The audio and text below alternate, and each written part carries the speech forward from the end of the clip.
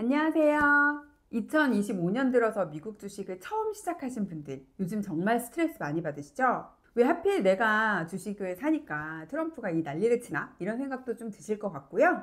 사실 4월 달에 바닥을 찍고 지금은 좀 많이 회복을 한 상태긴 하잖아요. 그리고 지난주까지는 분위기도 나쁘지 않았죠? 트럼프랑 이제 중국이랑 뭔가 협상이 좀 잘 될 것 같은, 그리고 서로 양보하는 모습도 좀 보여줬고, 그리고 빅테크들 실적도 생각보다는 나쁘지 않고 잘 나왔습니다. 특히 엔비디아 같은 경우는 반도체 관련 규제를 굉장히 강력하게 받고 있는 와중에도 실적이 너무 잘 나와서 규제가 없었으면 어쩔 뻔했냐, 그럼 정말 뒤집어질 뻔했다, 이런 얘기가 나올 정도로 기업들의 실적도 나쁘지 않았습니다. 그래서 이렇게 기대감이 스물스물 올라오고 있었고, 거의 본전 가까이 회복을 하신 분들도 계실 것 같아요. 그리고 뭐 바닥에서 사신 분들은 수익이 꽤 많이 나셨을 수도 있고요. 이대로 쭉 가면 참 좋은데 다시금 불확실성이 고조되고 있죠. 그래서 이제 본전 가까이 회복하신 분들은 앞으로도 계속 이럴 것 같은데 차라리 지금 팔고 나갈까? 뭐 이런 생각도 좀 하실 것 같아요. 그래서 요즘 시장을 뒤덮고 있는 뭐니 해도 최고 이슈, 관세, 그리고 감세, 그리고 금리까지 오늘은 이 세 가지 이야기를 차례차례 짚어보고 제 생각도 말씀드리고, 그리고 투자의 대가, 구루로 알려진 켄 피셔의 다양한 책과 영상에서 제가 생각하고 느낀 것들, 이런 것도 좀 같이 전달을 드려보려고 합니다. 그래서 미국 주식을 어떻게 할 건지, 어떻게 하면 좋을지를 딱 결론을 지어보는 시간 가져볼게요. 그리고 오늘은 정말 오래간만에 구독자 이벤트까지 준비를 했으니까요, 제 영상 꼭 끝까지 함께 시청해 주셔야 됩니다, 여러분. 뭐니 해도 가장 중요하고 첫 번째 이슈는 관세일 것 같아요. 정말 지긋지긋하죠, 여러분. 그런데 이 관세가 최근에 그 미국의 국제통상법원 이런 곳에서 트럼프한테 너 그거 불법이야, 네 권한보다 네가 너무 크게 행사하고 있어, 너 그러면 안 돼 라고 판결을 내렸다는 거예요. 그래서 뭐 트럼프가 그래? 알았어, 더 이상 안 할게, 이러면 참 좋았는데 그럴 리가 없죠. 그래서 트럼프 행정부가 곧장 항소를 했고, 현재는 판결이 유예가 된 상황이래요. 그러니까 더 이상 트럼프가 그렇게 하면 안 된다로 결론이 딱 난 건 아니고, 앞으로는 이제 이런 것들이 문제가 있다 없다, 이렇게 하면 된다 안 된다를 대법원에 가서 겨루게 될 거다, 이렇게 얘기를 하고 있더라고요.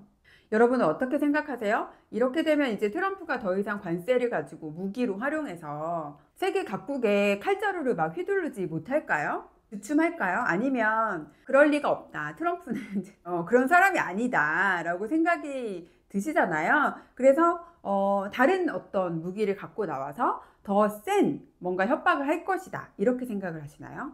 지금 약간 이제 후자 쪽으로 생각하는 사람들이 많은 것 같아요. 그래서 뭘 들고 나올지 모르니까 더 불안해졌어, 이런 분위기가 형성이 되고 있고, 그래서 주식시장도 약간 그걸 반영하고 있는 것처럼 느껴지거든요. 저는 충분히 단기적으로는 주가가 영향을 받을 수 있고 뭐 내려갈 수 있을 것 같아요. 그런데 장기적으로는 좀 다른 생각이거든요. 지난번에도 제가 켄 피셔의 의견들을 전달을 드렸었는데, 켄 피셔는 결국 트럼프의 이 관세 정책은 실패할 거다라는 얘기를 그 피셔 인베스트먼트 채널에서 지속적으로 일관적으로 하고 있어요. 이제 안에 내용을 들여다보면 역시 이제 이 법원에서 이것들을 가만히 있지 않을 것이다, 이런 얘기도 하고 있고, 그리고 두 번째로 얘기가 나왔던 게 미국의 이 관세를 징수하고 그리고 이것들을 관리하는 시스템도 너무 노후됐고 사람도 별로 없다, 이걸 할 만한 그런 인프라가 전혀 없다라는 얘기를 하고 있어요. 지금 뭐 각 국마다 관세가 다 다른데 뭐 어디에서 들어온 건 몇 프로, 이거 일일이 다 이제 확인하고 뭔가 이런 것들에 맞는 금액을 계산해서 돈을 받고 이렇게 할 만한 어떤 이제 우리나라 같으면 IT 시스템이나 이런 것들이 부족하다는 얘기죠. 워낙에 오래돼서. 그리고 세 번째로 얘기를 했던 게 기업들이 무슨 수를 써서라도 이거를 회피할 수 있는 전략을 짤 거라는 거죠. 예를 들면 뭐 물건을 한 번에 보내지 않고 여러 번에 나눠서 보낸다거나, 아니면 다른 물건인 척 그렇게 이제 바꿔서 수출을 하고 수입을 한다던가, 다양한 방법들로 이 관세를 회피할 것이다, 이런 얘기를 했었습니다. 저도 거기에 굉장히 동의가 되고, 장기적으로 이 관세는 어쨌든 정리될 수밖에 없는 게 맞잖아요. 단기적인 어떤 변동이 있고 문제들이 있고, 뭐 트럼프가 이제 강하게 나갔다가 조금 숙였다가를 반복하겠지만 어쨌든 끝에 가서는 정리가 될 것이다. 이제 그렇게 생각하면 여러분 단기적인 이런 변동에 같이 스트레스를 받으면서 내 주식 팔아야 돼, 말아야 돼, 팔아야 돼, 말아야 돼, 그렇게 끌려다닐 필요가 전혀 없지 않나요? 그럴 바에는 오히려 트럼프가 강하게 나와주면 땡큐, 나 그럼 지금 사야 되겠는데? 요즘 트럼프 리딩방이라고 한다면서요.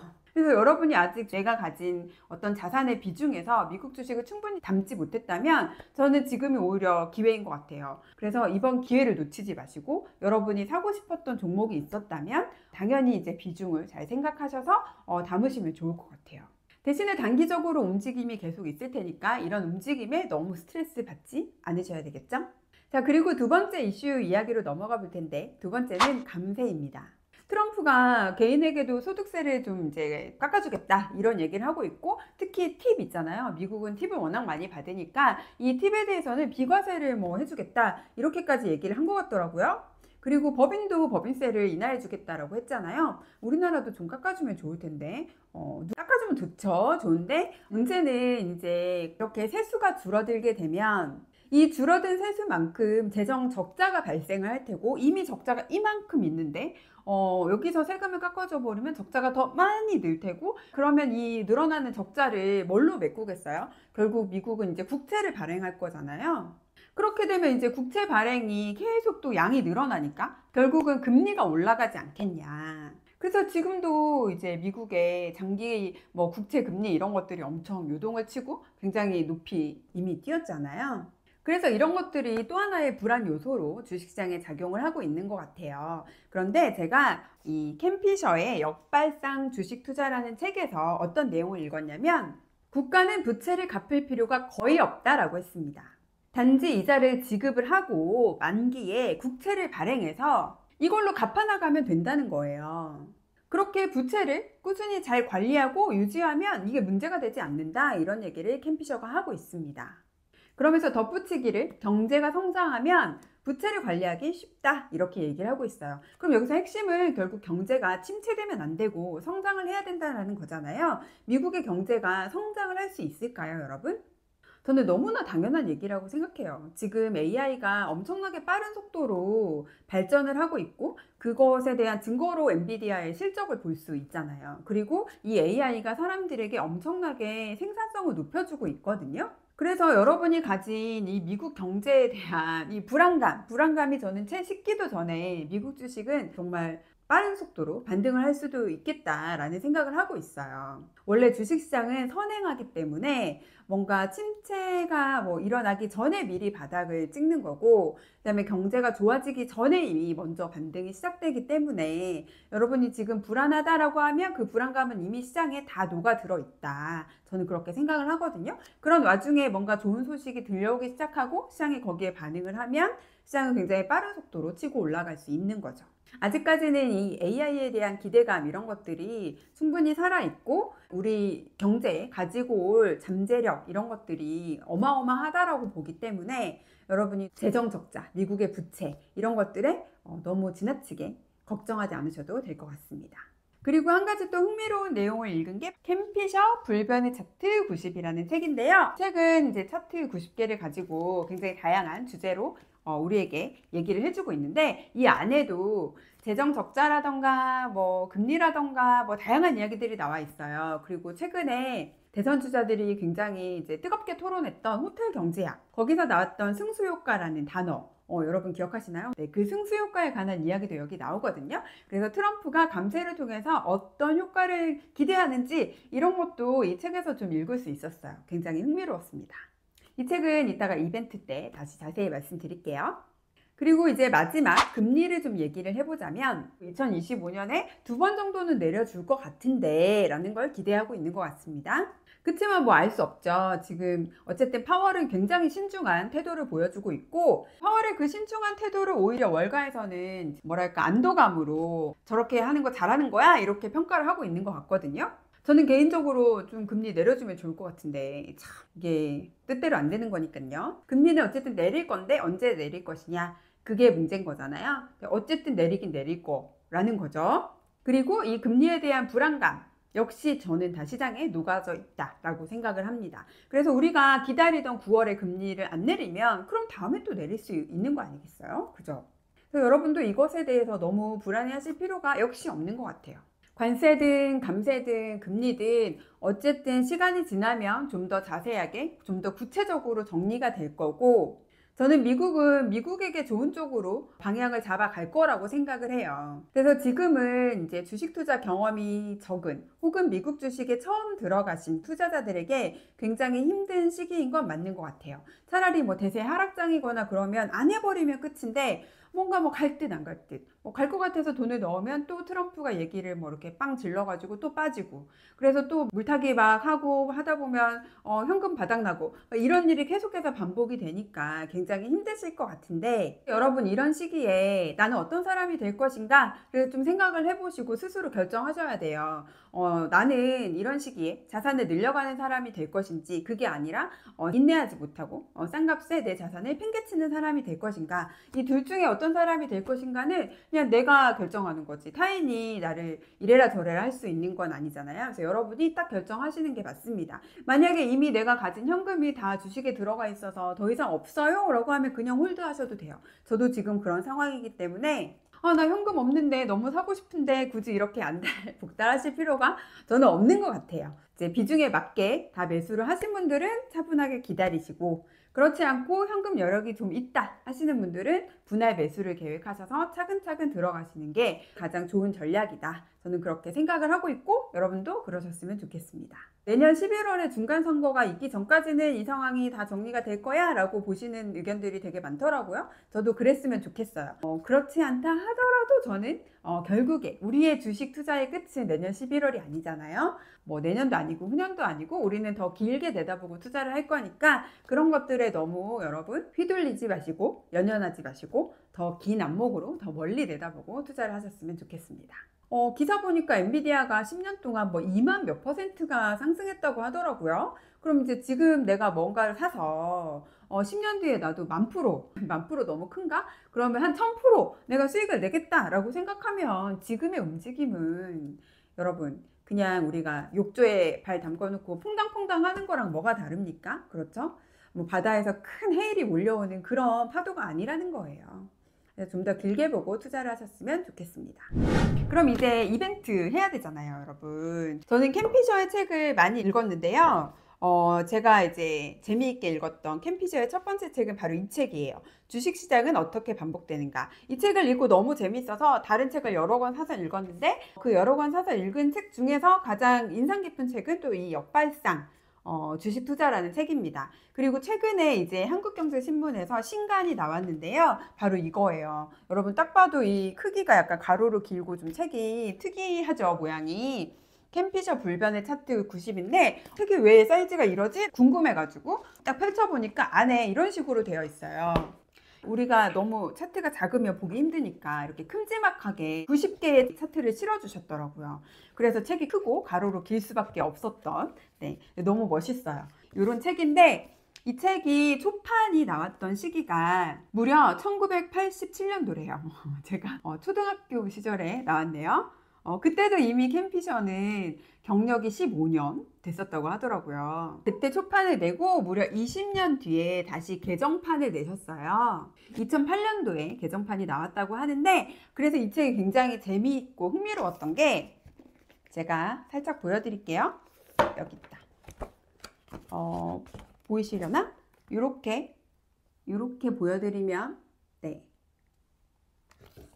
이 부분에 지금 내 생각은 이라고 되어 있는 내용이 있어요. 코멘트가 있거든요. 이게 이제 개정판에 추가된 내용이에요. 저는 이게 굉장히 흥미롭더라고요. 우리가 사람이 살면서 생각이 계속 바뀌잖아요. 당연히 주식 투자도 하다 보면 이렇게 생각했는데 시간이 좀 더 길어지면서 생각이 바뀌고 마음이 바뀌고 그럴 수 있는 거잖아요. 그쵸? 캔 피셔가 초판을 내고 20년 뒤에 이 책을 다시 내면서 초판을 건드리지 않고 뒷부분에 코멘트를 달아놨어요. 그래서 어떤 내용은 내가 그 당시에 왜 이렇게 생각했는지 잘 모르겠다, 지금은 생각이 바뀌었다, 이런 내용들도 있거든요. 그래서 이렇게 달라지는 생각을 읽는 것도 굉장히 흥미롭고 재미가 있었어요. 여러분도 한번 꼭 읽어보셨으면 좋겠고요. 그리고 또 최근에 어떤 이제 캔 피셔의 의견이나 생각들은 그 피셔 인베스트먼트 채널에 정기적으로 영상들이 올라오거든요. 제가 그거를 여러분들께 챗 GPT한테 번역을 의뢰해서 영상으로 전달을 해드리기도 하고요. 제가 운영하고 있는 네이버에 제린스 라이프라는 카페가 있어요. 그 카페에서 또 캠피셔의 그 기고문, 이런 신문사에 기고한 내용들을 찾아가지고 그것도 번역하고 정리를 해서 올려드리고 있어요. 그런 생각들이랑 또 이 책에 담겨있는 내용이랑 비교하는 것도 굉장히 재미가 있더라고요. 그래서 여러분, 이 책은 거의 미국의 어떤 역사책 같은 느낌이거든요. 주식시장의 역사를 한 번에 이렇게 쫙 보는 느낌이에요. 저는 제목에 차트라고 되어 있어가지고 뭐 기술적 분석을 알려주는 책인가? 캠피셔가 그런 책도 썼나? 뭐 이랬는데 그게 아니라 이 90개의 차트로 미국의 어떤 지나간 역사들을 쫙 훑어주기도 하고 어떤 큰 그림을 보여주더라고요. 이 장기간의 흐름을 그 위에서 내려보듯이 이렇게 설명이 되어 있는 흥미로운 책이라서 집에 한 권 이렇게 잘 가지고 있다가 요즘같이 시장이 불안하거나 힘들 때 아니면 뭔가 좀 내가 의사결정을 내려야 할 때, 이럴 때 이 책을 딱 꺼내서 앞에 목차를 보고 내가 궁금한 내용을 찾아가서 보시면 돼요. 처음부터 끝까지 차례대로 읽을 필요가 없는 책이거든요. 그래서 구독자 이벤트는 뭐냐 궁금하실 텐데 책을 드리는 거죠. 자, 책은 한국경제신문에서 협찬받은 책을 구독자들께 나눠드리려고 하고요. 그러면 이벤트는 어떻게 참여하는 거예요? 라고 질문을 하실 것 같은데, 네, 당연히 이 영상에 여러분 댓글 남겨주시고, 저희가 댓글 남겨주신 분들에게 대댓글로 폼 링크를 드릴 테니까 거기에 여러분의 정보를 남겨주세요. 그러면 이제 선착순 15분께 저희가 이 책을 보내드리도록 하겠습니다. 저는 벌써 이 책을 2번 읽었는데 처음 읽었을 때보다 두 번째 읽을 때가 훨씬 더 이해도 잘 되고 더 재미있더라고요. 정가가 무려 3만 원이나 하니까 여러분 선물 받으시면 더 좋겠죠? 그리고 이 책도 보니까 한국경제신문에서 출판을 하셨더라고요. 한국경제신문 좋은 책 많이 만들어주시는 것 같아요. 너무 감사하고, 또 한국경제신문에서 만든 좋은 책이 한 권 더 있죠? 여러분 뭐죠? 바로 제 책, 돈은 모든 것을 바꾼다라는 책도 있죠, 여러분. 제 책도 시간 되시면 읽어주시면 감사하겠습니다. 저도 나중에 캠피셔처럼 10년, 20년이 지나서 제 책에 뭐 개정판을 낸다거나 그럴 수 있는 작가가 되면 좋을 것 같아요. 그래서 그때는 이렇게 생각했는데 지금은 제 생각이 이렇습니다 라고 말할 수 있는, 좀 오랫동안 여러분들과 함께 소통하고 경험을 쌓고 저만의 철학을 가질 수 있는 그런 투자자 겸 작가가 되고 싶다라는 생각을 이 책을 통해서 한 번 더 했습니다. 구독자 이벤트는 설명란에 제가 좀 더 자세하게 달아 놓을 테니까요. 일정이나 응모 방법 이런 것들은 설명란에서 좀 더 참고 부탁드릴게요. 좋은 분들에게 이 책이 갔으면 좋겠습니다. 오늘은 여기까지 여러분께 말씀드리고요. 저는 네이버에서 제린스 라이프라는 카페를 운영하고 있습니다. 미국 주식에 투자를 해보고 싶은 분들, 또는 재테크 초보라서 나는 종잣돈부터 모아야 된다, 일단 내가 돈을 어디에 어떻게 쓰는지 그것조차 파악이 안 된다, 그런 분들도 모두 환영합니다. 제린이들이 모여서 일상을 재테크로 바꾸는 곳이니까 부자가 되고 싶은 평범한 사람이라면 모두 오셔서 함께 재테크 오래오래 해 나갔으면 좋겠습니다. 저희 제린스 라이프 오시는 링크는 제가 고정 댓글에 남겨 놓을게요. 일확천금을 노리는 분들이 아니라 꾸준하게 차근차근 나만의 재테크를 이어나가고 싶은 분들 기다리겠습니다. 여러분 이벤트 많이 참여해 주시고요. 저는 다음 시간에 다시 올게요. 감사합니다.